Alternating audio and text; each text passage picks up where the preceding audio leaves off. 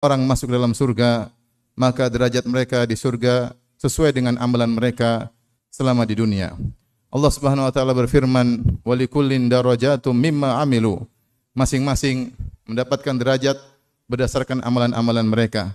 Kata Allah Subhanahu wa taala, "Tilkal jannatu uristumuha bima kuntum ta'malun." Itulah surga yang kalian diwariskan untuk kalian berdasarkan amal kalian yang kalian lakukan selama di dunia. Kulu washrabu hani'am bima aslaftum fil ayyamil khaliyah.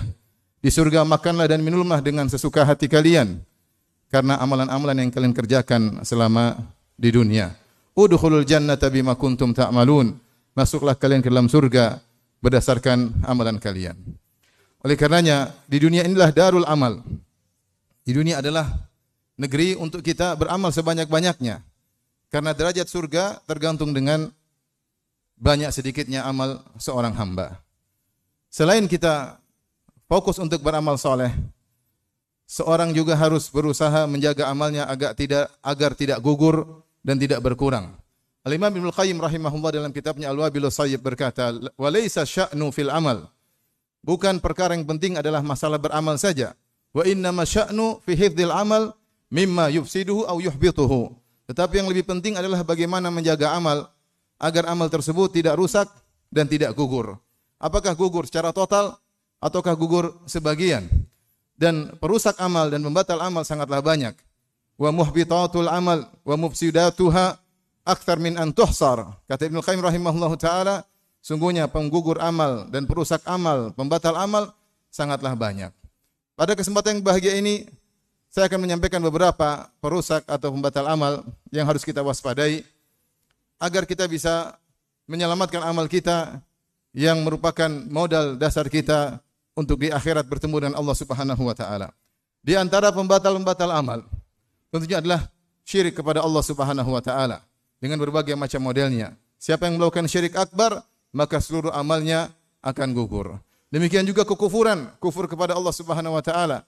Siapa yang murtad, keluar dari Islam, maka seluruh amalnya akan gugur. Di antara pembatal amal adalah syirik kecil terkait dengan amal yang dia lakukan. Tidak menggugurkan seluruh amal, tetapi menggugurkan amal yang tercampur dengan syirik kecil tersebut. Seperti riya. Kata Nabi SAW, "Ala adullukum bima huwa akhwafu alaikum indi min fitnatil masih dajjal." Maukah aku kabarkan kepada kalian tentang suatu fitnah yang lebih aku khawatirkan menimpa kalian daripada fitnah dajjal? Qalu bala ya Rasulullah. Mereka berkata, "Tentu ya Rasulullah, fitnah apakah yang lebih besar daripada dajjal?" Kata Nabi SAW, yaitu syirkul khafi, syirik kecil, riya. Rasulullah memisalkan dengan berkata, "Yakumur rajulu fayusalli fayuzayyina salatahu lima yara min nadhir rajulin ilaihi." Seorang berdiri kemudian dia salat, kemudian dia perindah salatnya, dia bagus-baguskan salatnya karena dia tahu ada orang sedang memperhatikan dia salat. Oleh karenanya orang yang riya, yang beramal soleh untuk dipamerkan kepada orang lain agar diakui, agar dihormati, agar lebih dipandang, maka mereka akan dipermalukan pada hari kiamat kelak karena amal mereka gugur. Pada hari kiamat kelak Allah berkata kepada mereka, "Idhabu ila alladhina kuntum tarauna fid dunya, hal tajiduna indahum jazaan?" Pergilah kalian, jangan cari pahala di sisiku. Pergilah kalian cari pahala kepada orang-orang yang di dunia kalian cari muka kepada mereka. Apakah kalian akan mendapatkan balasan di akhirat kelak? Jawabannya tentunya tidak. Di antara yang menggugurkan amal adalah ujub. Ketika seorang beramal saleh, kemudian dia ujub, dia merasa keberhasilan dia untuk beramal karena kehebatannya, karena kesolehannya, karena kerajinannya, karena pengalamannya, karena ilmunya. Dia merasa dia berhasil karena kesolehannya, maka itu adalah ujub. Seorang ulama berkata, "Fal ujuba fahdharhu, innal ujuba mujtarifun a'mala sahibihi fi sailihil arimi." Ujub waspadalah, waspadalah. Karena ujub itu akan menggeret amal pelakunya kepada banjir yang besar, yaitu hancur lebur, tidak ada nilainya di sisi Allah Subhanahu wa taala. Maka seorang jika sudah beramal soleh, maka dia bersyukur kepada Allah, beristighfar karena dalam amal solehnya mungkin ada kekurangan. Bukan malah dia ujub dan bangga dengan amal solehnya, karena ujubnya tersebut bisa menggugurkan amal solehnya. Adapun dia senang beramal soleh, itu adalah tanda keimanan. Tapi dia bangga, merasa hebat dengan amal solehnya, itulah ujub. Di antara hal yang membatalkan amal soleh adalah meninggalkan salat asar. Dalam Sahih Al-Bukhari, Rasulullah SAW bersabda, man taraka salatal asri faqad habita amaluh. Siapa yang meninggalkan salat asar maka telah gugur amalnya. Salat asar inilah yang disebut oleh Nabi dengan salatul wusta, salat yang tengah, ada yang mengatakan salat yang terbaik. Ketika malaikat ingin mengangkat amal seorang hamba di hari tersebut setelah salat asar kepada Allah Subhanahu wa taala, malaikat mendapati dia tidak salat asar, maka gugurlah amalnya pada hari tersebut. Seluruh amalnya dari salat subuh, salat zuhur, maka gugur semuanya karena dia telah meninggalkan salat asar. Di antara hal yang membatalkan amal saleh adalah al-man wal adha. Menyebut-nyebut kebaikan yang dilakukan kepada orang lain dan menyakiti hatinya. Kata Allah Subhanahu wa taala, "Ya ayyuhalladzina amanu la tubtilu shadaqatikum bil manni wal adha." Wahai orang yang beriman, janganlah kalian batalkan sedekah kalian dengan al-man, yaitu menyebut wal adha, dengan mengganggu, menyakiti hatinya. Al-man kata para ulama adalah i'tidad, itu nyebut-nyebut. Saya telah berikan dia ini, saya telah membantu dia ini, saya telah menolongnya. Hari itu saya begini, tahun lalu saya pernah bantu dia. Menyebut-nyebut. Ketika dia menyebut-nyebut, meskipun tidak di hadapan orangnya, dia sebut-sebut di tempat lain, maka ini membatalkan amalnya. Membatalkan amalnya. Adapun al-adha adalah menyakiti orang tersebut. Dia sudah bantu orang tersebut, kemudian dia menyakiti hatinya dengan sindiran. Seperti dia mengatakan, gimana baju yang kemarin, baju baru kemarin, maksudnya baju baru yang dia hadiahkan. Maka orang tersebut merasa enggak enak, merasa tersipu, malu. Ini membatalkan amalnya. Apapun yang dia ucapkan atau dia lakukan yang menyakiti hati orang tersebut terkait dengan apa yang sudah dia bantu, maka amal tersebut gugur. Lebih baik seorang tidak membantu namun mengucapkan kata-kata yang baik daripada dia membantu kemudian menyakiti hati orang tersebut. Qaulun ma'rufun, kata Allah Subhanahu wa taala, perkataan yang baik, ya. Lebih baik apa? Daripada min sadaqatin yatba'uha adza. Lebih baik daripada sedekah tetapi qaulun ma'rufun maghfiratun khairum min sadaqatin yatba'uha adza. Perkataan yang baik lebih baik daripada sedekah yang diikuti dengan menyakiti hati orang yang disedekahi. Aqulu qouli hadza astaghfirullah li wa lakum wa lisa'il muslimin kulli dhanbin wa khati'ah fastaghfiru innahu huwal ghafurur rahim.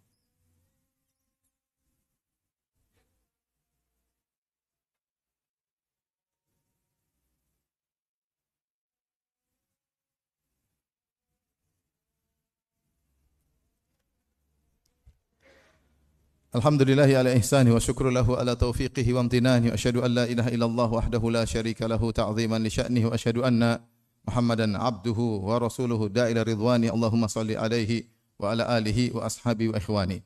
Di antara perkara yang menggugurkan amal seorang adalah bid'ah, melakukan amal soleh dengan mencampurkannya dengan bid'ah atau amalan-amalan yang tidak diajarkan oleh Rasulullah sallallahu alaihi wasallam. Berkreasi dalam beramal soleh. Kata Rasulullah sallallahu, man amila amalan laisa alaihi amruna fahuwa rad. Barang siapa yang melakukan satu amal yang tidak ada perintah dari kami, maka tertolak. Allah berfirman, amilatun nasibah. Di hari kiamat kelak ada sekelompok orang yang Allah katakan tentang mereka, amilatun nasibah, beramal letih, lelah, tasla naron hamiyah, tapi masuk dalam neraka jahanam. Sebagian mengatakan mereka adalah orang Nasara, sebagian ahli tafsir mengatakan mereka adalah ahlul bidah. Di antaranya khawarij yang beribadah dengan capek dan letih, berpuasa, kemudian salat malam, tapi taslah nara, masuk dalam neraka jahanam. Amilatun nasibah, beribadah letih, tetapi masuk neraka jahanam. Oleh karena seorang berusaha beramal saleh dengan amal yang diajarkan oleh Nabi sallallahu alaihi wasallam. Jangan berkreasi. Sungguhnya amalan saleh yang diajarkan oleh Nabi sangatlah banyak. Seorang tidak akan mampu mengerjakan seluruhnya. Lantas ngapain dia kemudian berkreasi dengan amalan-amalan yang baru yang tidak jelas? Tidak usah berspekulasi dalam beramal saleh. Hidup kita cuma sekali. Lakukan yang jelas-jelas agar diterima oleh Allah Subhanahu wa taala. Di antara perkara yang membuat amal tidak diterima oleh Allah Subhanahu wa taala, dalam satu hadis kata Rasulullah sallallahu alaihi wasallam, "Salasatun la turfa'u salatuhum fawqa ru'usihim shibran." 3 orang yang salatnya tidak akan terangkat di atas kepalanya meskipun sejengkal. Itu tidak diterima salatnya. Yang pertama, al-abdul abik hatta yarji, yaitu hamba sahaya yang kabur dari tuannya sampai dia kembali. Yang kedua, imra'atun batat wa zawjuha 'alaiha karih, wanita yang tidur dalam kondisi suaminya marah kepadanya. Wanita ini bermaksiat kepada suaminya, membangkang suaminya, suaminya jengkel sama dia karena maksiat yang dilakukan oleh sang wanita, maka salatnya tidak diterima oleh Allah Subhanahu wa taala. Yang ketiga, rajulun amma qauman wa hum lahu karihun. Seorang yang menjadi imam dan makmumnya tidak suka sama dia karena kekurangan yang ada pada imam tersebut terkait dengan syar'i, apakah bacaan tidak baik atau akhlaknya buruk atau dia pelaku maksiat. Jika para makmum tidak suka dengan dia, maka imam ini salatnya tidak diterima oleh Allah Subhanahu wa taala. Di antara hal yang bisa membatalkan amal adalah bersumpah atas nama Allah pada perkara-perkara terkait dengan sifat Allah Subhanahu wa taala. Ketika ada seorang murka kepada pelaku maksiat yang berulang-ulang, dia tegur pelaku maksiat tersebut karena selalu melakukan kemungkaran, maka sang pelaku maksiat berkata, "Da'ni wa rabbi Abu Ifta alayya raqiban." Maka pelaku maksiat ini berkata, "Biarkanlah aku dengan Tuhanku. Bukan urusanmu ngurusin aku. Apakah kau diutus oleh Allah sebagai pengawasku?" Perkataan pelaku maksiat ini salah, keliru. Karena setiap orang hendaknya bernahi mungkar. Namun dia mengucapkan kata-kata yang kasar, dia mengatakan, "Abu Ifta alayya raqiba." Apa kau diutus oleh Allah untuk menjadi pengawasku? Dia ingin berkata, "Cukup malaikat, ngapain kau urusin aku?" Perkataan orang ini salah. Tetapi lebih salah lagi orang yang bernahi mungkar karena murka mendengar perkataan tersebut, kemudian dia berkata, "Wallahi la yaghfirullahu lak." Demi Allah, Allah tidak akan mengampunimu. Dia mengambil kesimpulan orang seperti kamu tidak bakalan diampuni oleh Allah Subhanahu wa taala. Sudah maksiat, membangkang, menjawab dengan kasar, maka orang seperti kamu tidak bakalan diampuni oleh Allah Subhanahu wa taala. Maka Allah pun wafatkan mereka berdua. Allah berkata, "Man dzalladzi yata'ala alayya alla aghfira li fulan faqad ghafartu li fulan wa ahbatu amalak." Siapa yang berani bersumpah bahwasanya aku tidak akan mengampuni si fulan, sungguh aku telah mengampuninya dan aku gugurkan amalmu. Makanya seorang waspada, jangan sampai mendahului Allah dalam berucap, dalam berkata-kata, dalam berhukum. Ya, bersumpah dengan atas nama Allah tentang syariat bisa jadi menggugurkan amalannya.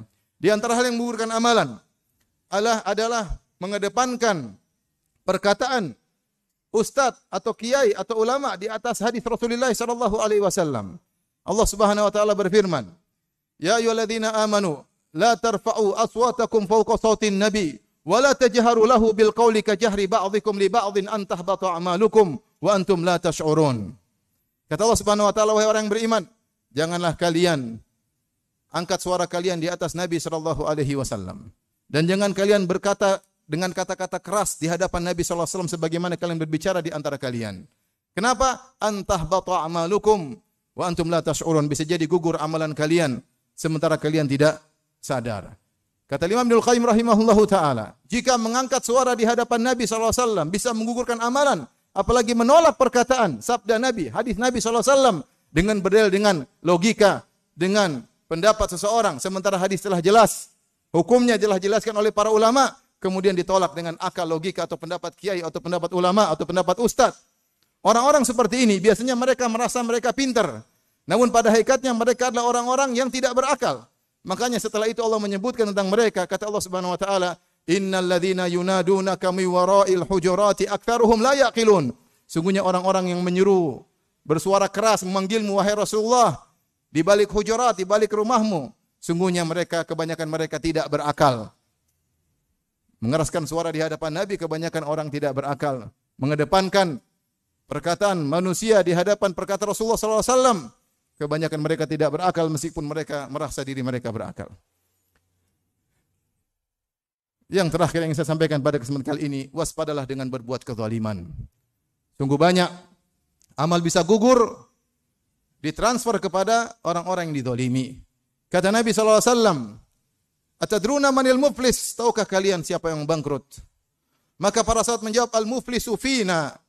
Orang yang bangkrut di antara kami. "Man la dinar wala dirham wala mata."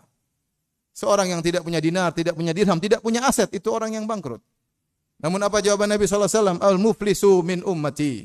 Sungguhnya orang yang bangkrut dari umatku. "Man ya'ti yaumal qiyamah," yang datang pada hari kiamat. "Bi salatin wa sadaqatin wa siyamin wa zakatin," datang pada hari kiamat dengan pahala salat, pahala zakat, pahala sedekah, pahala puasa. "Wa ya'ti wa qad syatama hadza," namun ternyata di dunia dia pernah mencaci maki si fulan. "Wa daraba hadza," dia pernah memukul si fulan. Wa safaka dama hadza, dia pernah menumpahkan darah si fulan.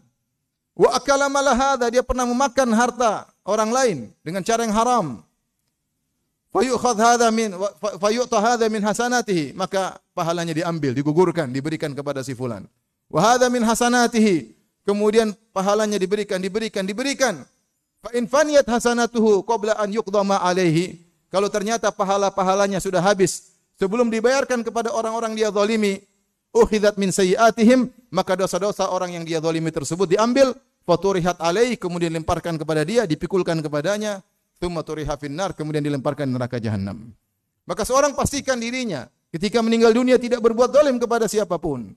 Nabi SAW bersabda, "Man kanat lahu madlamatun li akhihi falyatahallahu minhu al-yawm qabla an la yakuna dinar wala dirham.